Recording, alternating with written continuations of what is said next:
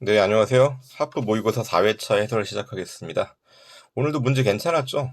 또 괜찮았고, 또 까다로운 문제가 또 몇 문제 있었는데, 또 역시 까다로운 문제가 또 군무원 문제가 까다로웠네요. 그동안 잘 못 보던 판례가 나왔고, 그래가지고, 어, 좋은 문제 많았으니까 여러분들이 정리 잘 하시고요. 자, 문제 1번 보겠습니다. 다음 중 사인의 공법 행위로서의 신고에 대한 설명으로 옳지 않은 것을 물어보고 있어요. 답은 동그라미 1번이죠. 뭐 답 찾는 건 전형적인 문제였으니까 식품 접객업 영업 신고와 관련해서 식품위생법이 건축법에 우선 적용되므로 아니죠.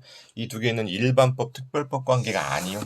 서로 그 법의 취지가 다르기 때문에 각각 모두 충족해야 됩니다. 그래서 영업신고가 식품위생법상의 신고 요건을 갖춘 경우라고 할지라도 그 영업신고를 한 해당 건축물이 무허가 건축물이다. 그럼 여러분들의 그 상식을 믿으세요. 무허가 건축물에서 영업하면 안 되겠죠. 그렇기 때문에 이땐 적법한 신고가 아니라 위법한 신고에 해당한다. 부적법한 신고에 해당한다. 동그라미 2번이요. 법령 등에서 행정청에 대해서 일정한 사항을 통지함으로써 의무가 끝나는 신고. 이거 수리를 요하지 않는 신고에 대한 내용이죠. 수리를 요하지 않는 신고는 형식적 요건에 대한 심사만 가능합니다. 그래서 그 기재사항이 흠이 없고 필요한 구비서류가 첨부되어 있으며 기타 법령 등에 규정된 형식상의 요건에 적합할 때, 즉 형식상 요건을 모두 충족했다는 얘기죠. 그렇다면 신고서가 접수기관에 도달한 때 신고의 의무가 이행된 것으로 본다. 오케이죠. 수리를 요하지 않는 신고는 형식적인 요건만 심사한다는 얘기니까. 동그라미 3번이요. 1번에 동그라미 3번 들어오면 판례 꼼꼼히 여러분들 살펴보셨으면 좋겠어요. 읽어보게 되면요. 건축물의 소유권을 둘러싸고 소송이 계속 중이어서 이게 사법관계에서 누가 소유권자인지 여부가 문제가 되는 겁니다. 이런 경우에 소유권의 기속이 확정될 때까지 관할 행정청에서 건축주 명의 변경 신고의 수리를 거부한다. 이거 상당하죠? 그러니까 타당하다는 얘기입니다. 만약에 여기서 먼저 여러분 지금 아직 그 민사상 소유권자가 누구인지 확인 안 되었음에도 불구하고 공법상으로 건축주에 대해서 명의 변경해 주게 되면은 이게 앞으로 진행되는 재판에 영향을 초래할 수도 있잖아. 그리고 이게 잘못된 판단일 수도 있거든요. 불필요한 분쟁이 발생할 수가 있기 때문에. 그러니까 제가 해설에도 코멘트 적어놨어요. 만약 이런 경우에 건축주 명의 해설 보시라고요. 코멘트 적어놓은 거. 건축주 명의 변경 신고를 받아주게 되면 민사소송 과정에서도 불필요한 분쟁과 오해가 발생할 수 있기 때문에 건축주 명의 변경 신고의 수리를 거부함은 뭐 타당하다는 얘기입니다. 동그라미 4번이요. 수산 제조업 신고. 여러분 어업 신고는 수리를 요하는 신고거든요. 근데 이건 어업 신고의 문제가 아니라 수산물을 가지고 어묵 등을 제조한다는 제조업이죠. 이거 여러분 수산물을 가지고 제조할 수 있겠죠. 수산 제조업 신고의 경우는 여러분 수리를 요하지 않는 신고요. 수리를 요하지 않는 신고에 있어서 담당 공무원이 관계 법령에 규정되지도 아니한 서류를 요구해서 신고서를 제출하지 못했다. 여러분 담당 공무원이 관계 법령에 규정되지 아니한 서류를 요구하면 이게 잘못된 거죠. 그럼 이때 반려에 대해서 어떻게 할 수 있습니까? 거부처분 취소송으로 가면 되는 거예요. 이 사안 같은 경우에는 규정되지 아니하는 서류를 요구하기 때문에 신고서 자체를 제출 안 했대요. 신고서 자체를 제출 안 했으면 도달 자체가 안 된 거죠. 그럼 신고로서의 어떤 효력도 발생할 수가 없어요. 그렇기 때문에 이런 경우는 신고가 있었던 것으로 볼 수 없는 겁니다. 신고가 있었던 것으로 보려면 신고서가 도달은 해야 되는 거잖아. 자, 제가 해설에다가 코멘트 달아놓은 거 보세요.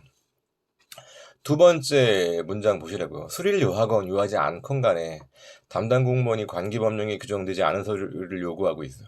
그럼 일단 신고서를 제출한 다음 반려받겠죠? 반려에 대해서 반려처분, 거부처분, 취소소송을 제기하면 되는 겁니다. 1번 문제 좋은 문제였습니다. 좋은 문제였다고요. 자, 2번 보겠습니다. 사인의 공법행위에 대한 설명으로 옳은 것과 옳지 않은 것을 올바르게 조합한 것은 기업. 의사 능력이 없는 자. 예컨대로 유아 생각해보세요. 깐난아기의 공법행위. 이건 어떠한 효력도 발생할 수가 없겠죠. 민법에서도 그래요. 공법관계도 마찬가지고. 니니요. 민법의 비진의 의사표시에 관한 규정. 이게 뭡니까? 진의가 아님을 상대방이 알았거나 알 수 있었으면 아무런 효력이 발생하지 않아요. 하지만 사인의 공법행위의 경우에는 공법관계의 획일적 규율의 필요성 때문에 그대로 유효합니다. 디귿이요. 행정법 관계의 안정성과 정형성을 위해서 사인의 공법행위에는 부관을 붙일 수가 없죠.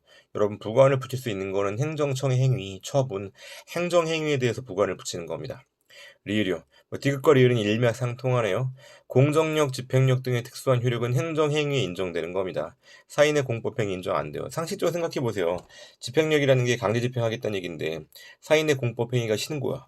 신고했는데 행정청이 수리 안 한다고 사인이 강제집행할 수 있어요? 말이 안 되잖아요. 자, 미음이요. 공무원이 한 사직의 의사표시는 그것을 철회하는 것이 신의 측에 반한다고 인정되는 특별한 사정이 있는 경우라면 철회가 허용되면 안 되겠죠. 반대해서 해석해도 되는 거죠. 철회하는 것이 신의 측에 반하지 않는다면 철회가 허용되는 것이고. 그러니까 미음은 국어적으로 푸시도 좋아요. 사직의 의사표시가 행정법의 일반 원칙인 신의 측에 반한다. 그럼 허용 안 되는 겁니다. 3번 넘어갈게요. 행정입법에 대한 설명으로 옳은 것을 물어보고 있습니다. 동그라미 1번. 처분적 조례에 대해서 처분성 인정되니까 무효확인 소송 제기할 수 있겠죠? 이때 피고 적격이 있는 처분청은 지방의회가 아니라 단체장이죠. 왜 그래요? 조례는 지방의회에서 의결된 것만으로 효력이 발생되는 게 아니라 단체장의 공포가 있어야 비로소 효력이 발생되기 때문에. 동그라미 2번이요. 상위법령에서 세부사항 등을 시행규칙으로 정하도록 위임했대요. 그런데 이걸 고시 등 행정규칙으로 정했대요. 그럼 이건 상위법령 위배죠. 따라서 대외적 구속력을 가질 수가 없어요. 동그라미 3번이요. 법률의 위임에 따라 효력을 갖는 법규 명령이 처음에 위임의 근거가 없었다. 그럼 무효였겠죠. 나중에 법 개정으로 위임의 근거가 부여되면 당의 법규 명령의 제정 시에 소급하여가 아니라 어떻게 되는 겁니까?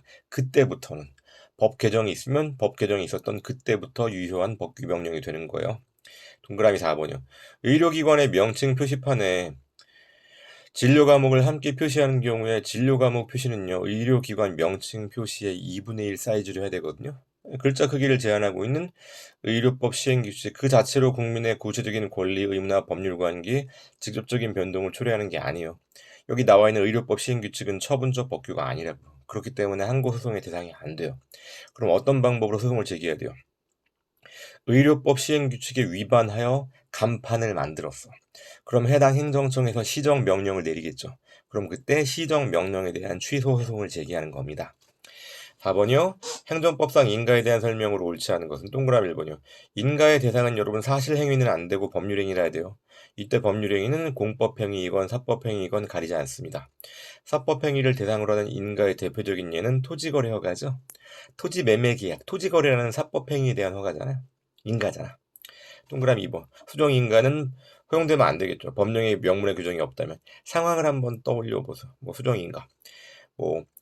사립학교에서요. 이사를요. A라는 이사를 선임을 했어. 그 다음에 이사 선임에 대한 취임 승인 인가 신청을 했더니 A 말고 B를 인가해 줄게.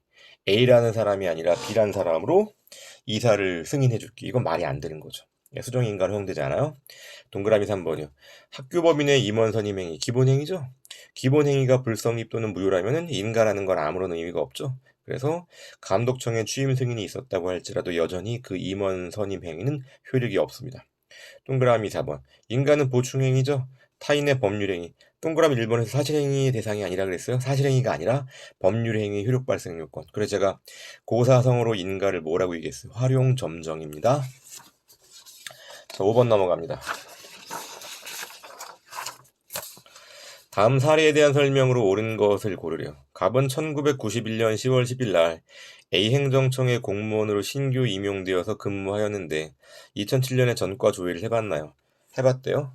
2007년 12월 5일 날 그럼 거의 16년 넘게 일을 했던 거죠. A 행정청의 자체 조사 결과 위 신규 임용 당시 갑은 범죄 행위로 인해서 징역 3년을 선고받고 그 당시는 그 형집행 종료 후 5년을 경과하지 아니하면은 공무원으로 임용될 수 없었거든요. 그 임용 결격 사유죠. 그래서 임용 당시 시행되던 국가공무원법상 공무원 임용 결격 사유에 해당함을 이유로 A 행정청은 2008년도 1월 25일 날 갑에 대해서 임용을 취소했다. 이때 임용을 취소했다 언더런치고 이 법적 성격은 뭡니까? 이건 관념의 통지예요. 실제로 취소에 해당하는 취소 처분이 아니라고요. 이 사람은 임용 결격이었기 때문에 처음부터 단 한 번도 공무원이었던 적이 없어요. 당초의 공무원 임용 자체가 당연 무효예요. 당연 무효라는 사실을 알려주는 관념의 통지에 불과하다고요. 임용 취소는. 자, 기억이요. 갑에 대한 신규 임용 행위의 하자는 무효 사유죠.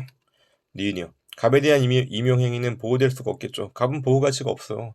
자기는 형집행 종료 후 5년이 경과하지 않았다는 사실을 알고 있었을 거란 말이죠. 보호 가치가 없다. 디귿이요.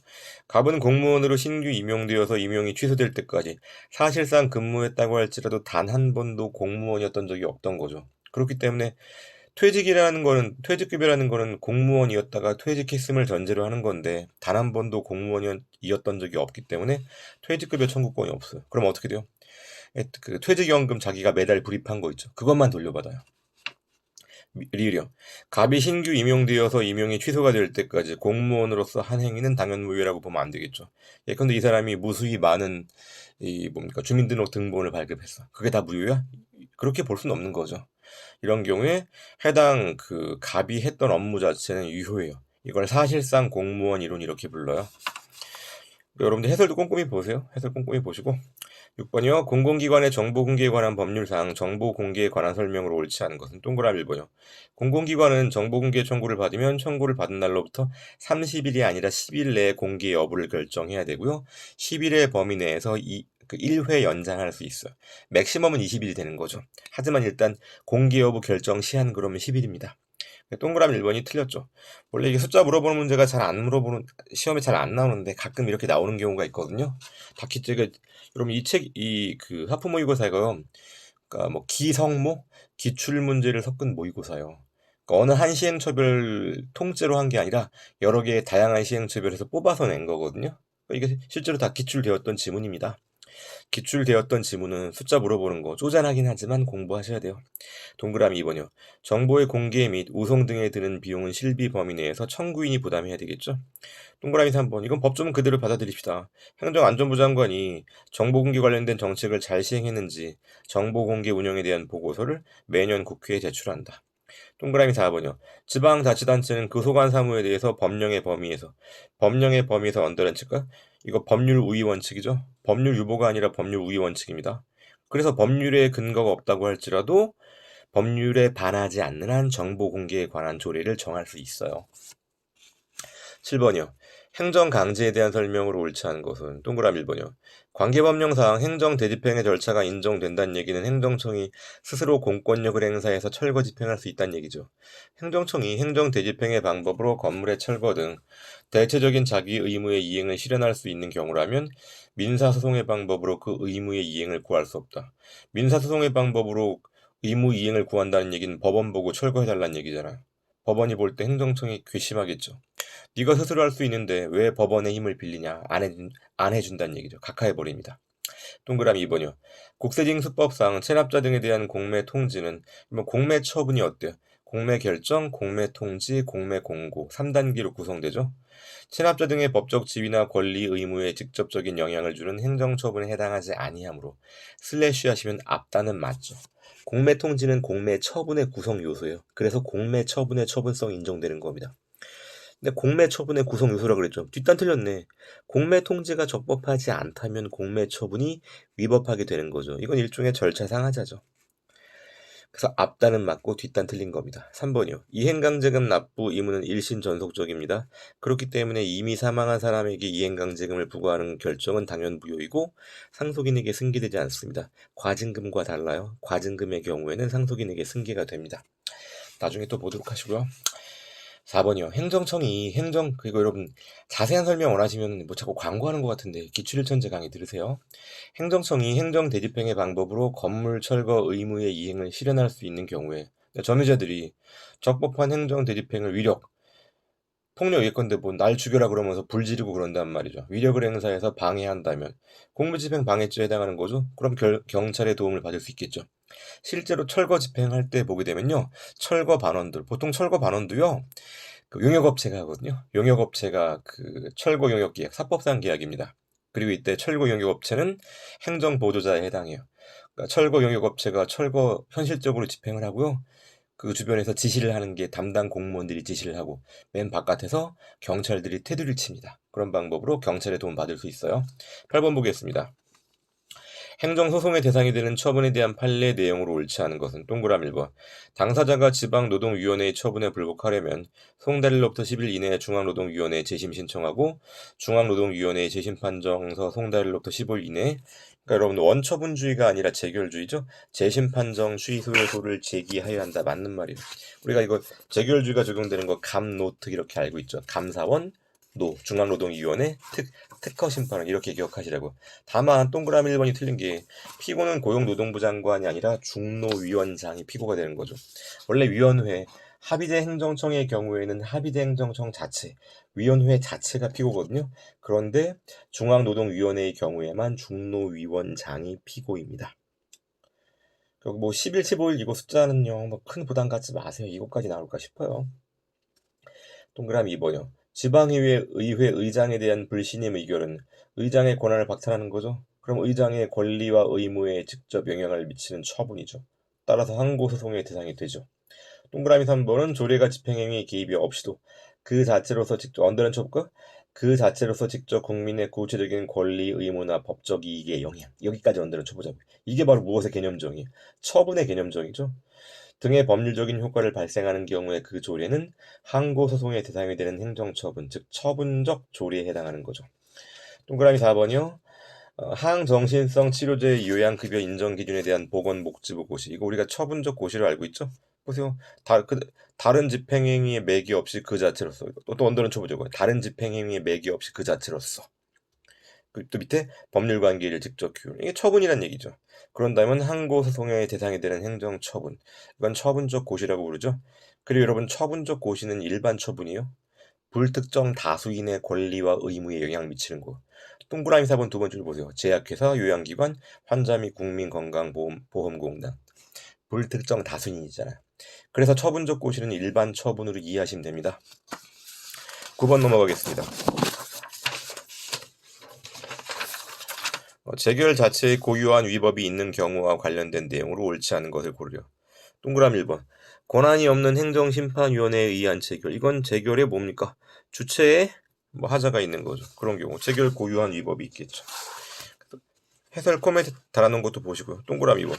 재결 자체 내용상 위법도 재결 자체에 고유한 위법이 있는 경우에 해당한다. 동그라미 2번과 3번은 여러분 한번 묶어보세요. 같은 내용 물어보는 거로 볼 수 있어요. 제3자효를 수반하는 행정행위. 연탄공장에 대한 영업허가 생각해보세요. 행정심판위원회가 인용재결을 했대요. 그럼 연탄공장에 대한 영업허가 취소죠?